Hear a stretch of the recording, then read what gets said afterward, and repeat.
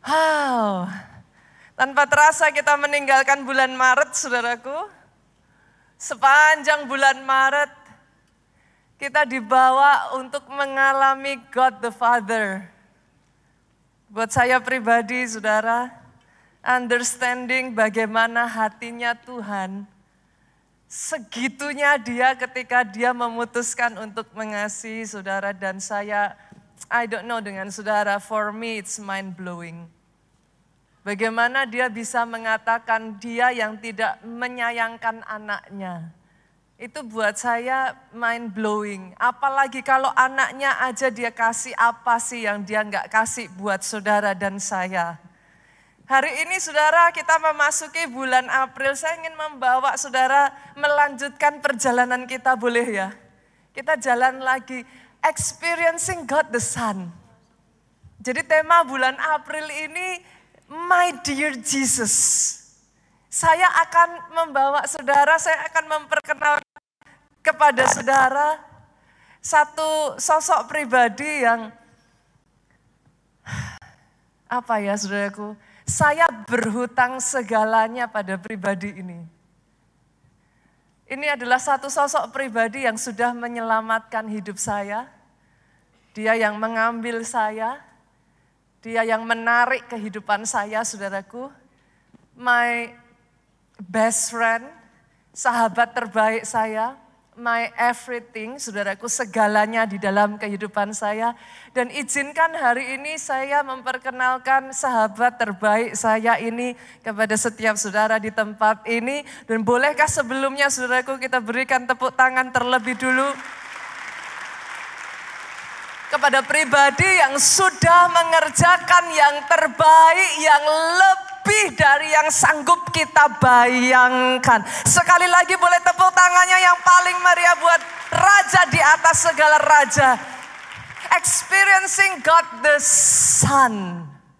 Saya akan memulai firman ini dengan sebuah percakapan yang terjadi antara Yesus dengan muridnya yang namanya Filipus, saudaraku.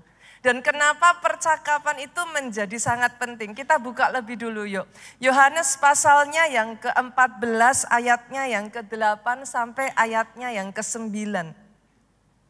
Saya bacakan buat saudara, kata Filipus kepadanya, Tuhan tunjukkanlah Bapa itu kepada kami. Itu sudah cukup bagi kami.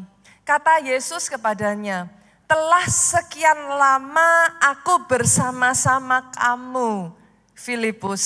Sampai di sini nanti saya lanjutkan saudaraku. Kenapa Yesus itu sampai ngomong gini, telah sekian lama aku bersama-sama kamu, Filipus. Saudara harus memahami bahwa konsep guru dengan murid di zaman itu, Pak, beda dengan konsep guru dan murid di zaman sekarang ini, Bu.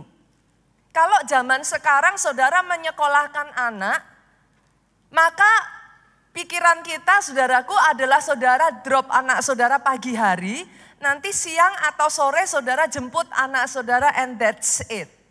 Tetapi konsep guru dengan murid di zaman itu is totally different.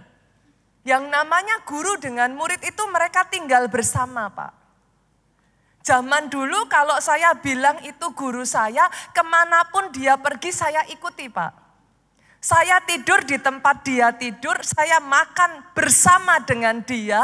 Apapun yang dia lakukan saya lihat, disitulah saya dimuridkan, disitulah saya ditraining. Itu konsep guru dengan murid di zaman itu, saudaraku. Itu sebabnya pada saat Filipus bertanya kepada dia, tunjukkan Bapak, Yesus itu ngomong, telah sekian lama loh aku bersama dengan kamu, masa engkau tidak mengenal aku? Ini pertanyaan yang sangat menarik, saudaraku, buat saya. Bahkan bagi Filipus setelah dia mengenal Yesus begitu lama, bagaimana bisa Yesus ngomong, kok kamu masih belum kenal aku? Ini jadi satu pertanyaan yang gantian kita tanyakan dalam hidup kita, saudara. Seberapa kita kenal Yesus? Itu yang jadi pertanyaan, Pak. bukan how long. Karena di sini Yesus ngomong sama Filipus, kamu udah kenal aku sekian lama, bagaimana kamu belum mengenal aku? Jadi pertanyaannya bukan how long do you know him, tapi how far, seberapa kamu mengenal dia. Poinnya saudaraku, sesederhana semakin kita mengenal seseorang, kita itu jadi ngerti karakternya kayak apa, Pak. Kita jadi ngerti dalamnya kayak apa, kita jadi ngerti yang dia mau itu apa. Ketika dia mengatakan sesuatu, kita jadi ngerti maksudnya apa. Make sense ya Bapak Ibu? Karena sebuah hubungan itu progresif. Hubungan itu bukan berhenti, saudaraku. Hubungan itu terus bertumbuh. Saya menyebutnya sebagai layer dalam hubungan. Ada yang namanya layer-layer dalam hubungan. Kalau saudara mau jujur ya, kita ini dalam kehidupan kita ya saudaraku, kita itu punya wajah yang kita tunjukkan ketika kita bersama banyak orang. Betul ya? Bisa jadi wajah yang kita tunjukkan ketika kita bersama dengan banyak orang itu Pak, beda loh dengan ketika saudara bersama orang-orang dekat saudara. Make sense gak saudara? It doesn't mean, bukan berarti saudara bermuka dua loh. Enggak. Tapi simply dalam hubungan itu ada layer Pak.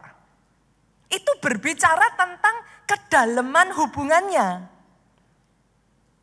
Bisa jadi ketika saudara misalkan ya tertarik dengan seseorang, saudara lihat dia di kerumunan orang banyak, dari jauh, saudara akan ngelihat satu sosok yang berbeda.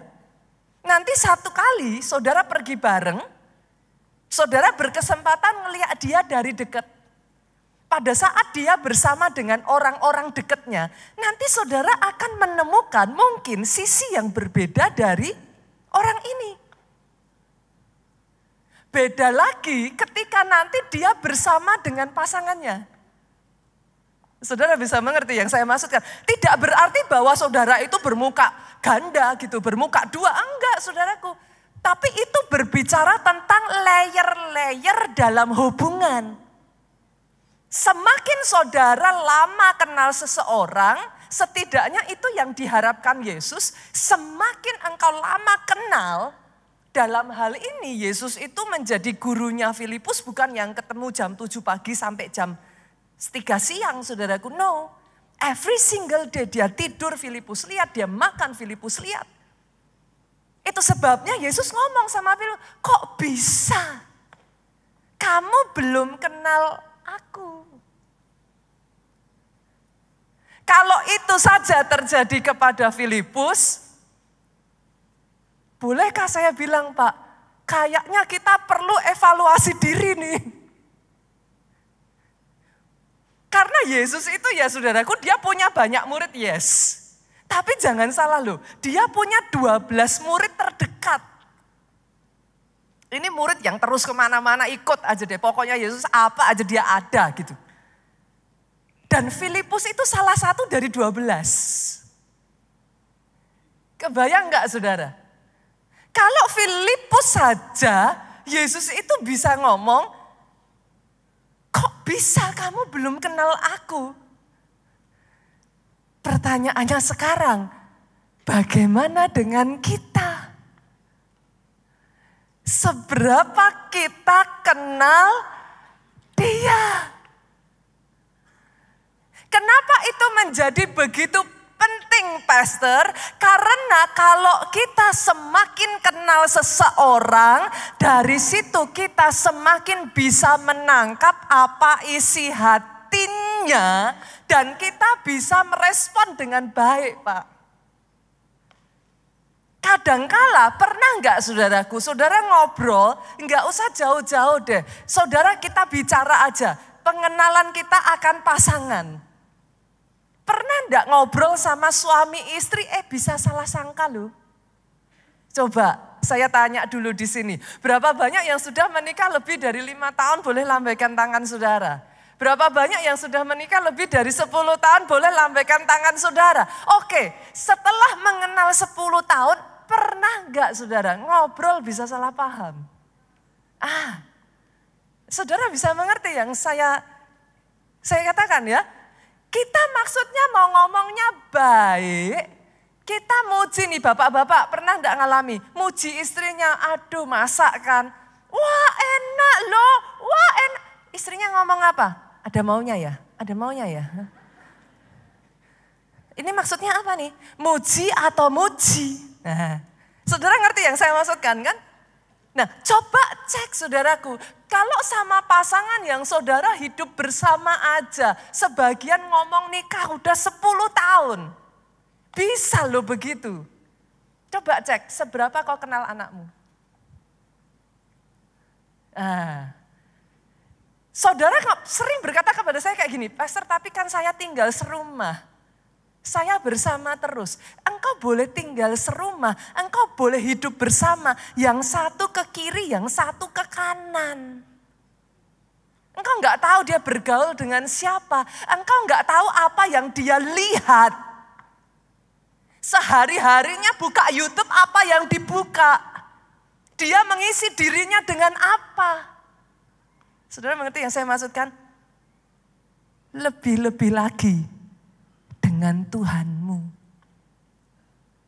Jangan heran, itu sebabnya saudaraku, kita kenal dia lama, tapi karena kita nggak benar-benar kenal, berapa banyak di antara kita ketika diizinkan masalah terjadi, kita curiga loh sama Tuhan. Apa yang kita katakan? Apa yang kita katakan ketika masalah terjadi?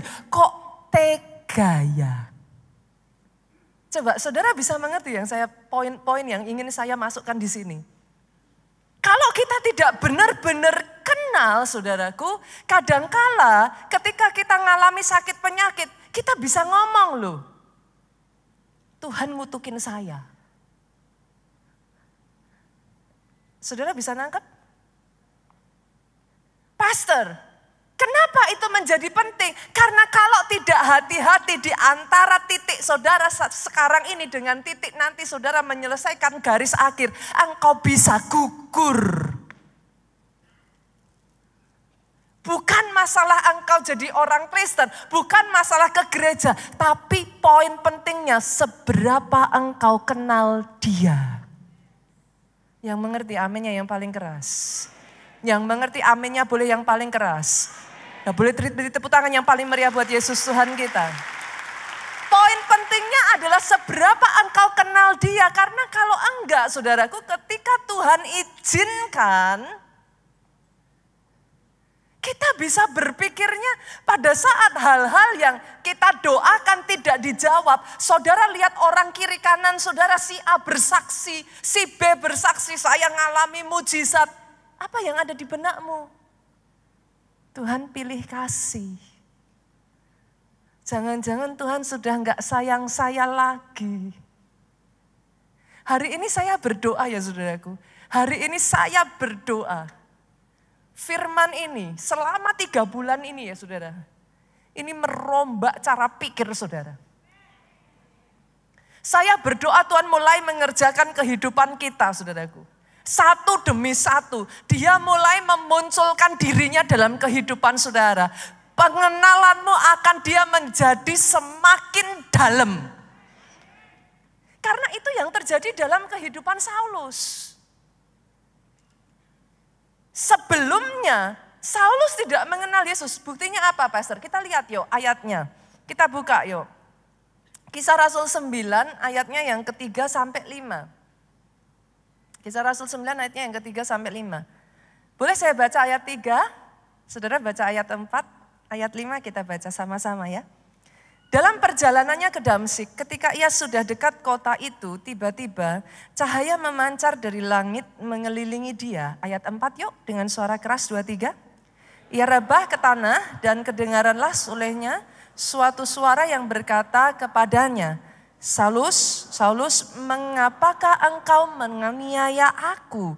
Sama-sama 2-3, jawab Saulus, siapakah engkau Tuhan?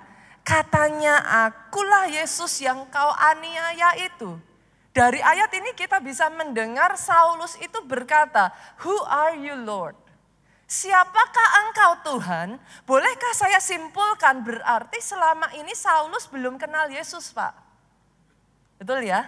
Mungkin dia dengar cerita Yesus dari para imam. Karena minggu lalu kan kita sudah belajar saudaraku. Cerita itu ditwist. Ada penjaga-penjaga yang memang dibayar untuk memutarbalikkan cerita. Mungkin Saulus mendengar dari sesama koleganya. Karena tidak mengenal Yesus, Saulus begitu benci sama Yesus, Pak. Begitu bencinya Saulus sama Yesus sampai-sampai dia mengambil keputusan, dia aniaya murid Yesus. Saudara bisa melihat apa yang terjadi ketika kita tidak sungguh-sungguh mengenal Tuhan kita. Kita jadi salah sangka loh Bu. Dari salah sangka kita salah respon. Dari salah respon sama-sama maksudnya baik, kita salah, akhirnya negative thinking. Dari negative thinking, kalau nggak hati-hati, suami istri aja bisa berujung pertengkaran. Saulus karena dia tidak mengenal Yesus, dia salah pikir. Dia pikir Yesus itu jahat, dia pikir Yesus itu nggak benar, dia pikir Yesus itu sesat.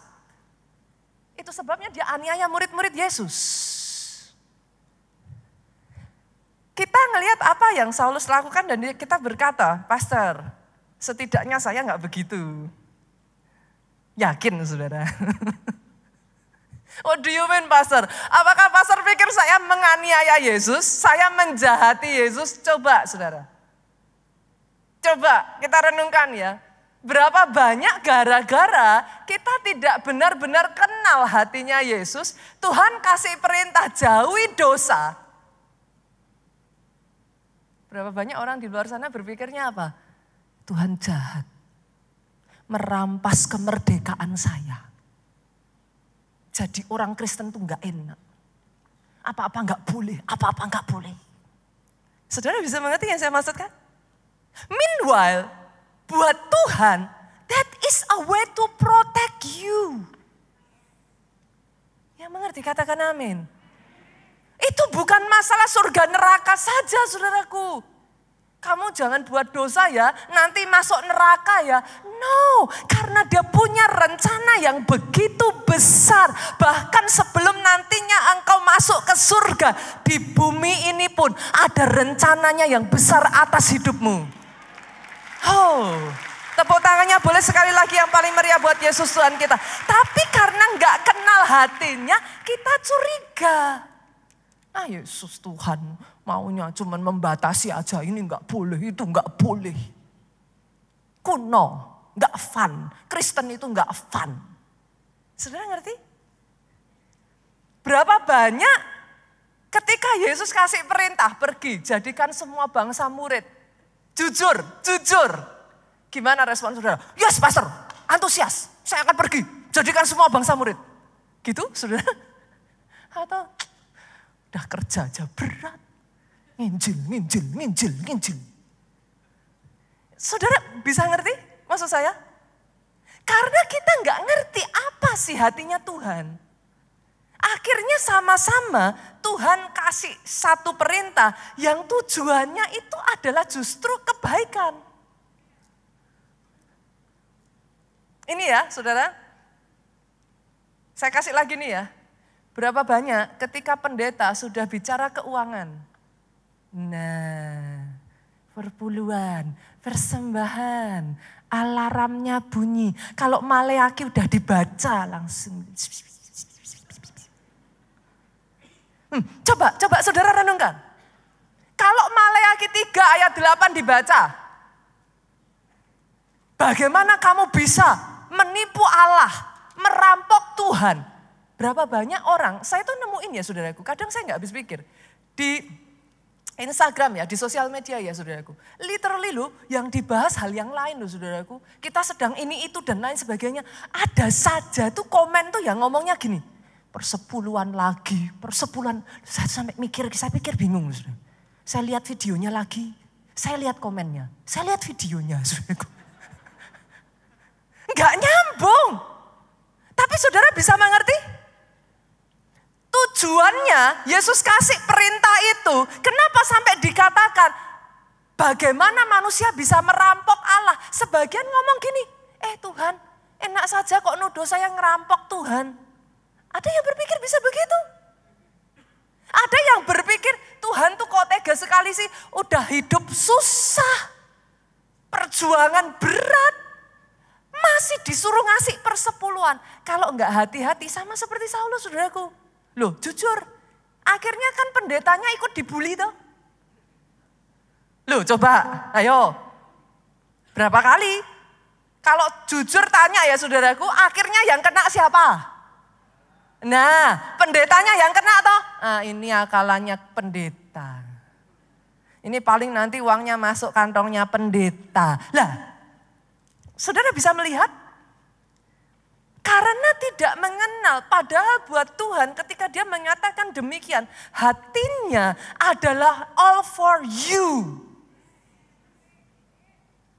Ketika dia berkata engkau merampok aku, bukan ngambil uangnya Tuhan, no. Tapi Tuhan itu terikat pada perjanjiannya. Ketika kita memilih untuk keluar dari perjanjian itu, sebuah perjanjian itu dua belah pihak. Satu pihak tidak melakukan bagiannya, maka dengan sendirinya perjanjian itu batal. Saya berdoa ya saudaraku, I wish hari ini ya, saudara bisa melihat, saudara mengenal, mengalami dia secara pribadi. Karena ketika Saulus yang sama yang tadinya belum mengenal dia, menganiaya Yesus, menganiaya murid-muridnya. Coba lihat saudaraku, apa yang terjadi ketika hari itu saudara, Saulus ketemu dengan Yesus. Kita buka ayatnya di dalam Filipi 3 ayatnya yang ke-7 sampai ke-9. Saya akan bacakan kepada saudara terjemahan masa kininya saudaraku. Saulus yang sama yang tadi ngomong seperti itu, sekarang dia ngomong apa? Tetapi karena Kristus, maka semua yang dulu, saya ganti kata saya dengan aku ya saudaraku, supaya lebih enak aja. Maka semuanya yang dulu aku anggap sebagai suatu keuntungan, sesuatu yang menguntungkan, sekarang menjadi sesuatu yang merugikan. Bukan saja hal-hal tersebut, tetapi malah segala sesuatu aku anggap sebagai hal-hal yang hanya merugikan saja. Yang aku miliki sekarang ini adalah lebih berharga, yaitu mengenal Kristus Yesus Tuhanku. Karena Kristus, maka aku sudah melepas segalanya. Aku menganggap semua itu sampah saja, supaya aku bisa mendapat Kristus. Saudara melihat betapa besarnya perubahan yang terjadi? Kenapa saudara? Sekarang Saulus matanya terbuka. Ada momen di mana mata Saulus itu dibutakan secara jasmani. Tapi di saat itulah saudaraku, mata rohnya terbuka. Dia melihat betapa ajaibnya, betapa dahsyatnya, baiknya, luar biasanya Kristus dalam hidupnya. Hari ini saya berdoa saudaraku, setiap layer-layer selubung yang selama ini menutup dalam kehidupan saudara dibukakan. Di dalam nama Yesus, setiap kecurigaan, setiap kekecewaan, di dalam nama Yesus, kesalahpahaman dihancurkan. Sampai di satu titik ya saudara, layer demi layer itu terbuka. Now you can see him. Nah, saya akan masuk pada poin utama saya nih sekarang. Pertanyaannya, setelah layer-layer itu terbuka, who is he? Siapa dia? Siapa Yesus? Hari ini saya akan membagikan 2 poin saja, saudaraku. Tapi honestly ya saudara, saya percaya khotbah-khotbah yang seperti ini, itu khotbah-khotbah yang sangat penting untuk pertumbuhan rohani seseorang. Who is he? 2 hal saudaraku. Yang pertama saudara, he is the Messiah. Dia itu Mesias, Yesus adalah sang Mesias. Kita buka Lukas pasalnya yang ke-9. Lukas pasalnya yang ke-9, ayatnya yang ke-18 sampai ayatnya yang ke-20. Yang sudah ketemu boleh katakan amin. 18 saya bacakan, 19 bantu saya ya saudara. 20 kita baca sama-sama. Pada suatu kali ketika Yesus berdoa seorang diri, datanglah murid-muridnya kepadanya. Lalu ia bertanya kepada mereka, kata orang banyak, siapakah aku ini? 19 yuk dengan suara keras, 23. Jawab mereka, Yohanes Pembaptis. Ada juga yang mengatakan Elia. Ada pula yang mengatakan seorang dari nabi-nabi dahulu yang telah bangkit. 20 sama-sama 23. Yesus bertanya kepada mereka, menurut kamu, jawab Petrus, menurut kamu siapakah aku kini? Saudaraku, ini adalah pertanyaan yang jarang ditanyakan. Kenapa? Karena sekarang saudara sudah jadi orang Kristen. Tapi kalau hari ini pertanyaan ini ditanyakan kepada saudara, orang luar menganggap dia sebagai nabi. Ada yang menyebut dia guru, ada yang menyebut dia mungkin tokoh berpengaruh di zamannya. Tapi kalau hari ini Yesus berdiri di depan saudara dan dia bertanya, menurutmu siapa aku? Saya nggak tahu apa yang jadi jawaban saudara. Karena hari-hari ini ada loh yang bahkan imannya goyah. Ketika pertanyaan ini ditanyakan, saudara tidak lagi bisa menjawab. Saudara hanya bisa terdiam dan saudara berkata, Pastor, to be honest, I don't know. Saya nggak tahu. Ini pertanyaan yang Yesus tanyakan, menurutmu siapa aku ini? Dan amazingnya hari itu, Petrus menjawab satu jawaban yang sangat luar biasa. Engkau Mesias yang dari Allah. Saudara tahukah saudara, kata Mesias itu adalah bahasa Ibrani. Yang punya arti yang sama kalau di dalam bahasa Yunaninya Kristus. Jadi ketika saudara berkata Yesus Kristus, itu sama seperti saudara itu ngomong Jesus the Messiah. Artinya Yesus Kristus itu adalah kata Kristus. Itu berarti yang diurapi. Kata yang diurapi itu berarti yang di-assign. Yang ditugaskan, yang diberikan mandat. Yesus Kristus adalah dia yang diurapi untuk menyelamatkan umat manusia. Sampai di situ saya yakin kita bersama tahu ya saudaraku. Itu adalah satu hal yang ya mungkin sebagian dari saudara, sebagian belum pernah mendengar, tapi most of you, sebagian besar dari saudara sudah pernah mendengar hal ini. Pertanyaannya saudaraku, bagaimana Yesus bisa disebut the Messiah? Ini yang gak banyak orang memahami saudara. Tahukah saudara, Yesus diberikan gelar ataupun sebutan the Messiah itu bukan klaim kosong loh saudara. Buat sebagian dari saudara yang pastor pokoknya saya percaya saja. Saya orang Kristen, masa enggak percaya Yesus juru selamat? Kalau saya tanya, kenapa kau percaya dia itu juru selamat? Harus ada reasonnya dong, saudara. Kalau enggak, setiap orang berhak ngomong, I am the Messiah.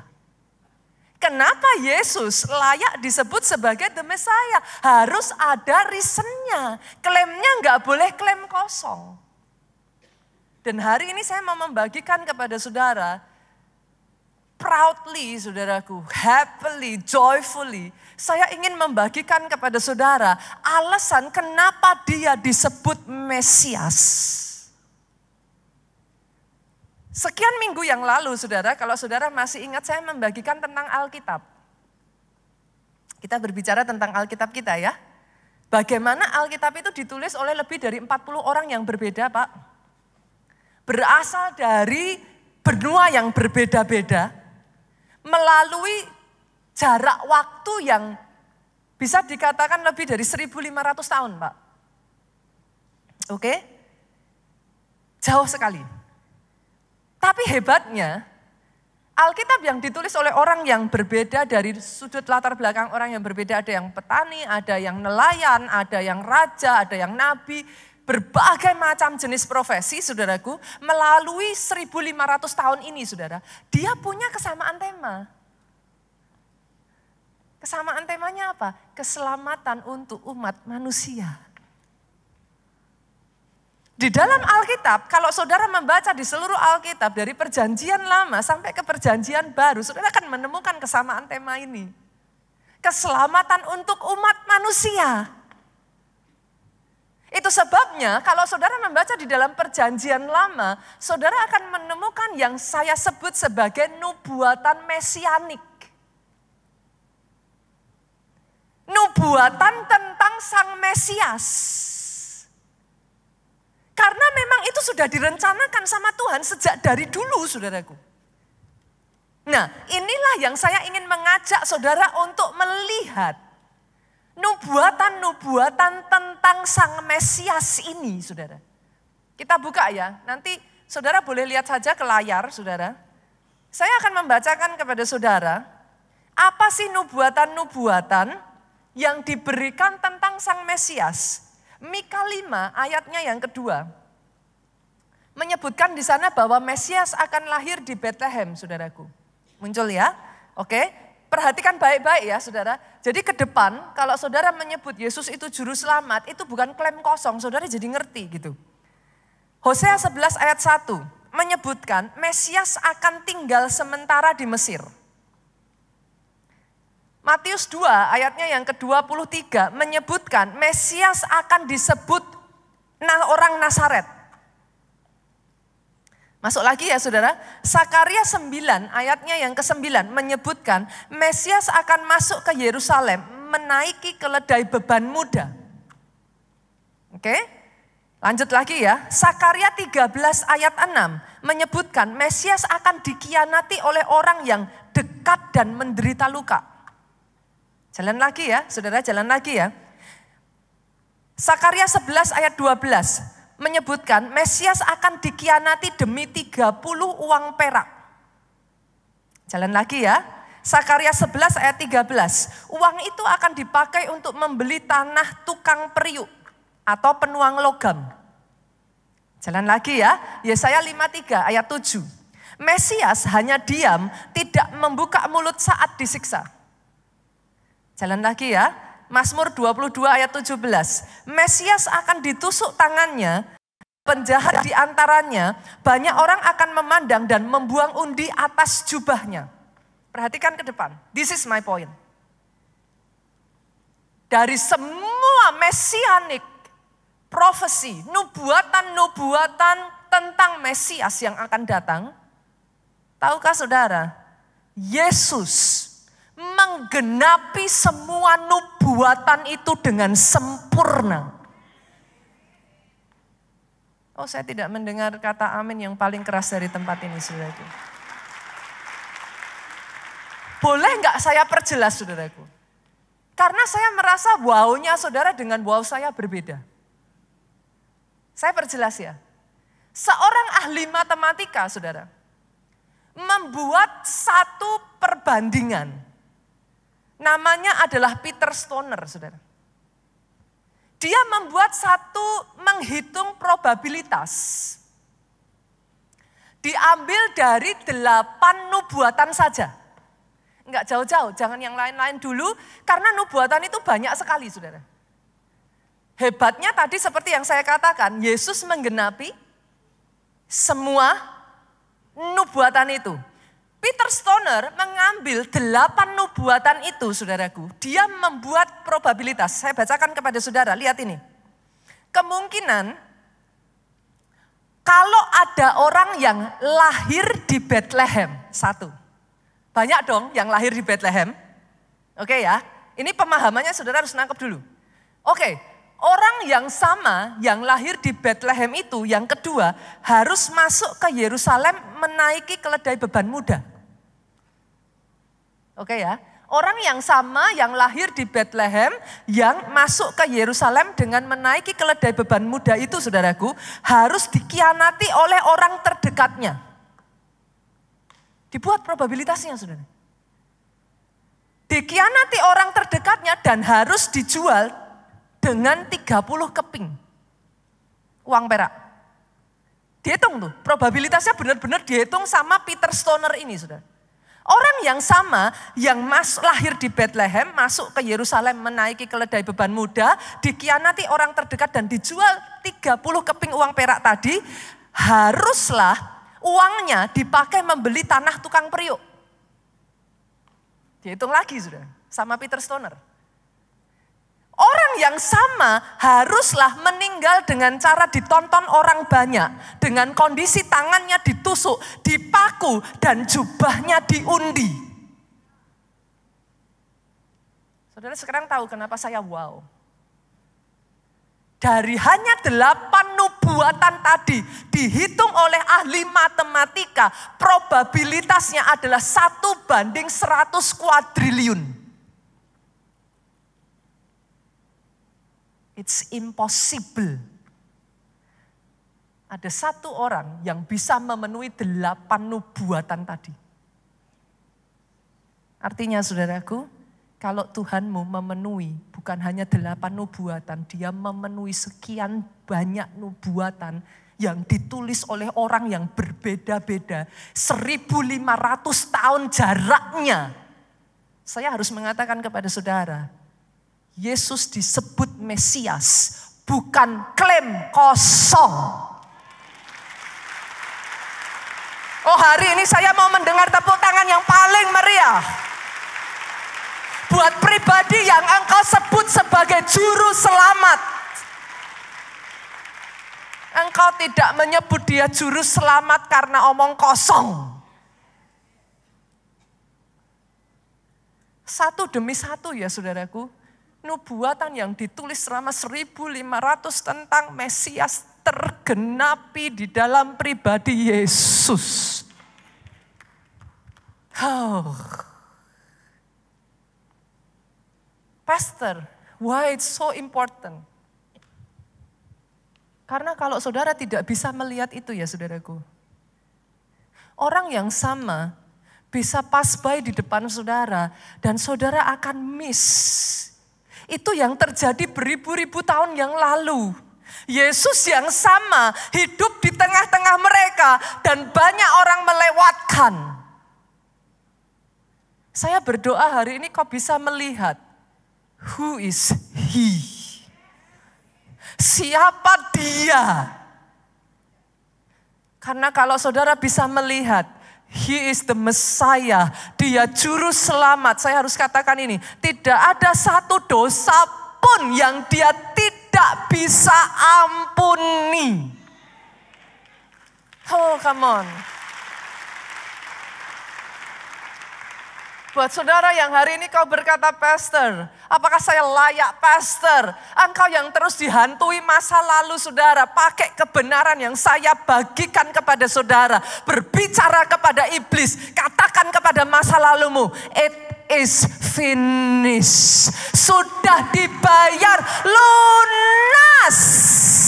Oh come on, tepuk tangannya boleh yang paling meriah buat Raja di atas segala Raja. Dia Mesias, bukan klaim kosong. The next time saudara berbicara Yesus, the next time ada orang yang berkata kepada saudara, dia hanya sekedar nabi. The next time orang berkata kepada saudara, engkau hanya dibohongi. You have the answer. Dan izinkan saya membagikan kepada saudara kebenaran yang kedua, who is he? Saya harus mengatakan ini kepada saudara. Dia 100% manusia, saudaraku. Dan dia 100% Allah. Kebenaran ini banyak orang yang tidak bisa menerima dengan begitu saja, saudaraku. Understanding bagaimana seseorang itu bisa 100% manusia dan 100% Allah itu something yang beyond belief. Itu mind blowing, sesuatu yang kayak susah untuk dipercaya. Tapi tahukah saudara, kenapa kebenaran bahwa Yesus itu 100% manusia dan dia 100% Allah itu begitu penting? Saudara harus nangkep dulu. Saudara harus bisa menarik garisnya dulu. Perhatikan ini saudara. Karena kalau dia hanya 100% manusia saja, maka dia tidak kompeten disebut Mesias. Kok bisa? Roma 3 ayat 23 mengatakan, semua manusia sudah berbuat dosa. Saudara dan saya seharusnya tinggal di Indonesia, saudara familiar dengan konsep penebusan loh. Karena saudara sepupu kita masih melakukannya. Zaman dulu saudara, kalau orang berbuat salah, supaya dia bisa dibenarkan, dia harus mengorbankan satu korban, supaya itu bisa menghapus kesalahannya. Yang gak banyak diketahui orang, dan sekarang ini sudah semakin degradasi, di zaman itu aturannya saudaraku, korban yang dikorbankan itu gak boleh sembarangan korban loh saudara. Dia harus dibesarkan dari tangan saudara. Saudara ngorbanin sapi tetangga mah gampang. Saudara mengerti yang saya maksudkan? Bagaimana kalau anjing yang tidur bersama dengan saudara, makan dari tanganmu, dia meluk engkau, pada saat engkau nangis dia ada bersama dengan engkau, that's a different story. Saudara mengerti yang saya maksudkan di sini? Itu sebabnya kenapa nggak boleh sembarangan. Korban itu punya kedekatan dengan saudara. Kebayang nggak tuh anjing yang sudah begitu, saudaraku, ini kan anjing nggak dikorbankan saudara zaman itu. Tapi katakanlah itu domba, saudara harus tahu loh, kedekatan gembala dengan dombanya pada saat itu ngeri loh saudara. Bahkan sampai di satu titik, gembala bisa membedakan loh suara dombanya. Oh, siapalah saudaraku, si A gitu kan, nanti saya salah saudara nyebut nama saudara. Misalkan mbaknya agak ngebas, mbak, oh si B gitu kan. Kedekatannya tuh sampai seperti itu saudara. Kebayang nggak ketika saudara mengorbankan itu harus dipotong dari tangan saudara lu. Itu konsep penebusan saudara. Dan saudara harus tahu bahwa binatang yang dibawa untuk penebusan haruslah blameless. Tidak bercacat celah. Kalau Yesus 100% manusia saja, Roma 3 ayat 23 membatalkan itu saudara. Enggak bisa. Manusia semua sudah jatuh dalam dosa Pak. Artinya Yesus sebagai 100% manusia, dia tidak bisa menjadi Mesias. Bolehkah saya katakan kepada saudara, kabar baiknya dia 100% Allah. Tapi saudaraku, jadi menyenangkan. Kalau dia 100% Allah, dia juga enggak bisa jadi Mesias. Dia enggak memenuhi syarat. Kenapa? Karena kalau dia 100% Allah, dia enggak boleh menggantikan posisi saudara sebagai manusia. It's not fair. Saudara mengerti yang saya maksudkan? Disitulah saya bawa kabar baik lagi. Dia 100% manusia. Saudara bisa melihat bagaimana rencananya Tuhan untuk penebusan saudara dan saya. Itu amazing. Kenapa Yesus harus turun ke dunia jadi manusia? Saudara sekarang tahu the reason. Karena kalau dia hanya 100% manusia, dia tidak bisa menjadi Mesias. Sebaliknya, kalau dia 100% Allah, dia juga tidak bisa menjadi Mesias.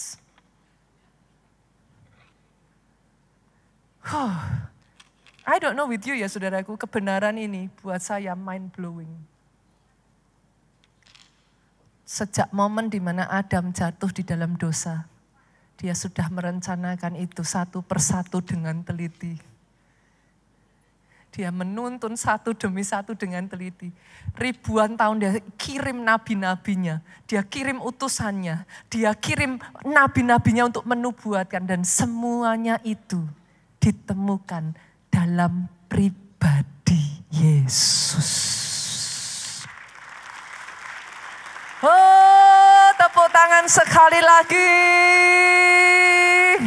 Boleh yang paling meriah buat Yesus Tuhan kita serukan haleluya.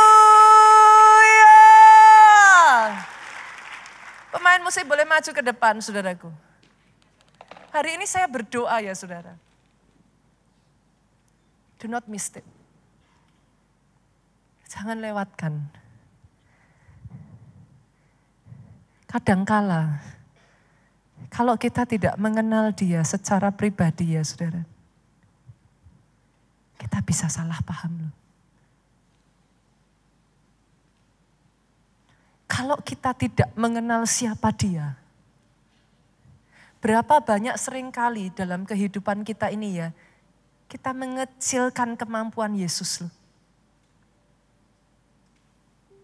We belittle him. Di momen-momen di mana diizinkan saudara mengalami masalah, saudara mempertanyakan, di mana Tuhan, bisakah Tuhan menolong saya? Apakah Tuhan masih mengasihi saya? Tempatkan posisi saudara sebagai Yesus, yang dalam kondisinya sebagai Allah, rela turun ke dunia, menjadi manusia, merendahkan diri, sampai mati di atas kayu salib buat saudara dan saya. Lalu kemudian saudara berkata, apakah Yesus masih sayang sama saya? Saudara bisa ngerasain gak tuh rasanya saudaraku?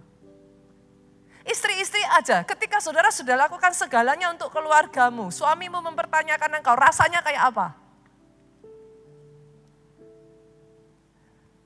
Saya berharap hari ini saudara bisa menangkap kebenaran ini, saudaraku.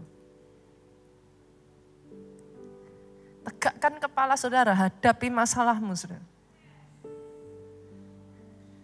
Engkau punya confident ketika kau melalui setiap masalah demi masalah. Karena kau tahu how much He love you. Apa yang sudah dilalui Allah untuk merencanakan semuanya itu. Sampai tiba di titik Yesus mati di atas kayu salib.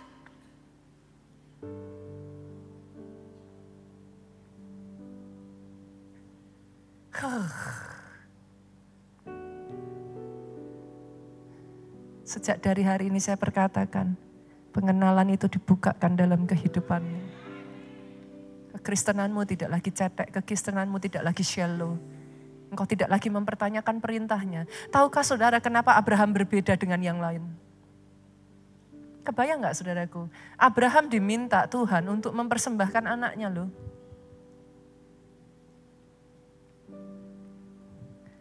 Ini literally loh saudaraku. Mempersembahkan literally loh.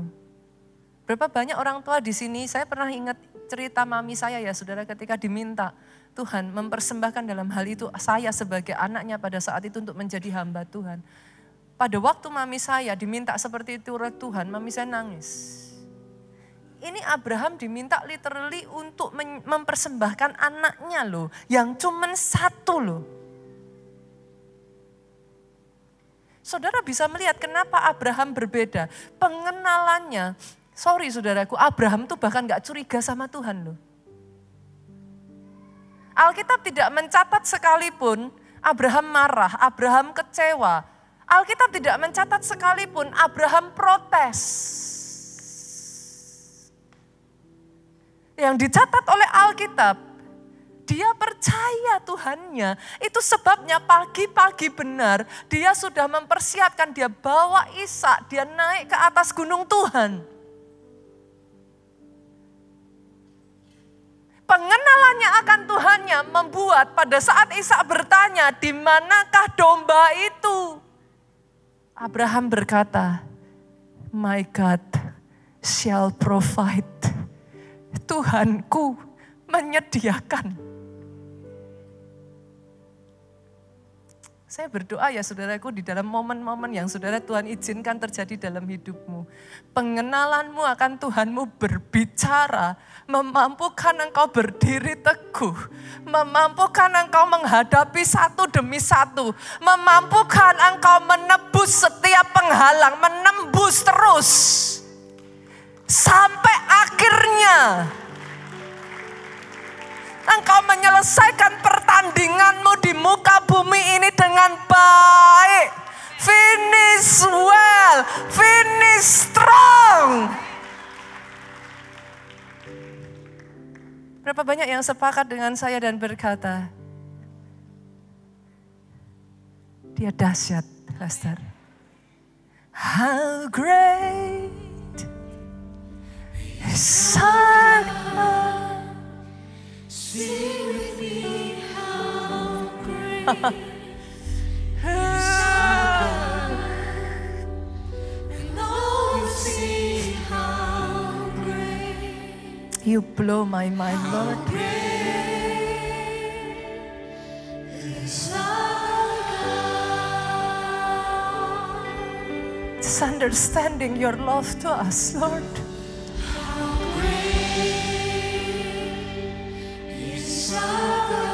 Karena begitu besar kasih Allah akan dunia ini.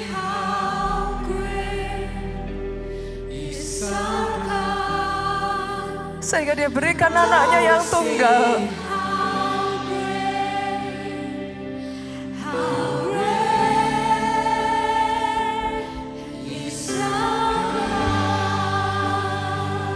Supaya barang siapa percaya tidak binasa,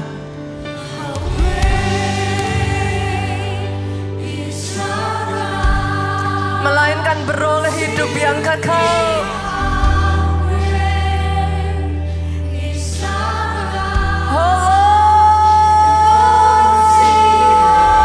How great, how great, how great. Katakan saudaraku, He's the name above all names. He's the name above all names.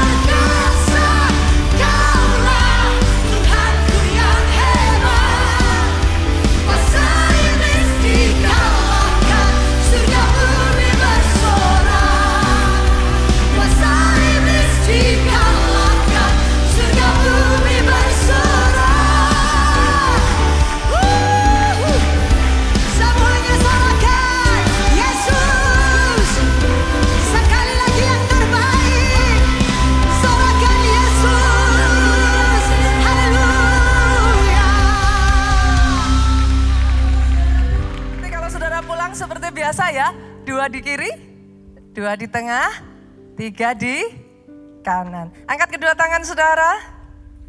Sebelum nanti saudara berlibur.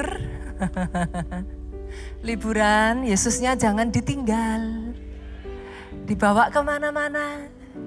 Di setiap kali ada masalah, ada apapun, tahu dia bersama dengan saudara. Diberkati saudara oleh Tuhan. Diberkati keluargamu oleh Tuhan. Tangan yang terangkat tinggi-tinggi ini, apapun yang dikerjakannya, dibuat Tuhan berhasil. Baik jiwamu sehat, tubuhmu kuat, rohmu panjang, umurmu menceritakan perbuatan dahsyatnya Tuhan, menceritakan kebesarannya Tuhan. Pulang dari tempat ini bawa sukacita, damai sejahtera Allah Bapa, cinta kasih Yesus Kristus, persekutuan dengan Roh Kudusnya sekarang sampai selama-lamanya. Engkau yang diurapi, diberkati, katakan dengan suaramu yang paling keras.